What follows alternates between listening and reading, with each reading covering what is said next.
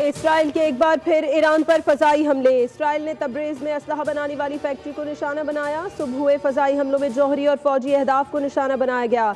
ईरानी media ने तस्दीक की है कि इसराइली हमले में 3 आला तरीन फौजी कमांडर्स और 6 बड़े जौहरी साइंसदान शहीद हुए। कम अज़ कम 20 ईरानी कमांडर्स भी इसराइली हमले में शहीद हो चुके हैं। पासदारान इनकलाब एरोस्पेस फोर्स के सरबराह हाजी ज़ादा भी शोहदा में शामिल। इसराइल ने तेहरान में पासदारान इनकलाब के सदर दफ्तर को इसराइल ने निशाना बनाया।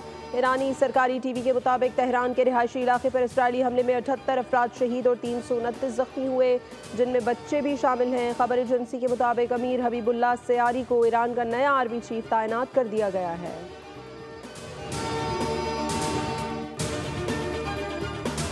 ईरान पर इसराइली हमले की मजम्मत करता हूँ। आलमी बरादरी से मुतालबा है कि खत्ते में जंग को फौरी रोका जाए। सिफारती वफ्द के सरबराह बिलावल भुट्टो का यूरोपीय थिंक टैंक से खिताब।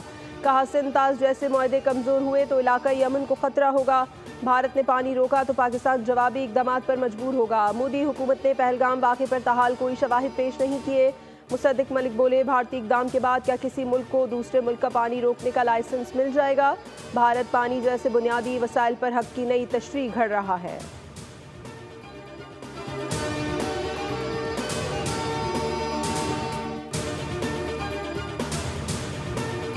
और नायब सदर पाकिस्तान पीपल्स पार्टी सेनेटर शहरी रहमान की इसराइल की ईरान के खिलाफ जारियत की शदीद अल्फाज में मजम्मत। कहा, इसराइल के ईरान पर गैर कानूनी हमले आलमी इंसाफ और कानून की रूह के मुनाफी हैं। आम शहरी और बच्चों पर बमबारी बैनुल-अक़वामी इंसानी ज़ाब्तों की सरीहन खिलाफ वर्जी है। मशरिक़ वुस्ता में जारी कशीदगी किसी भी लम्हे पूरी दुनिया को अपनी लपेट में ले सकती है।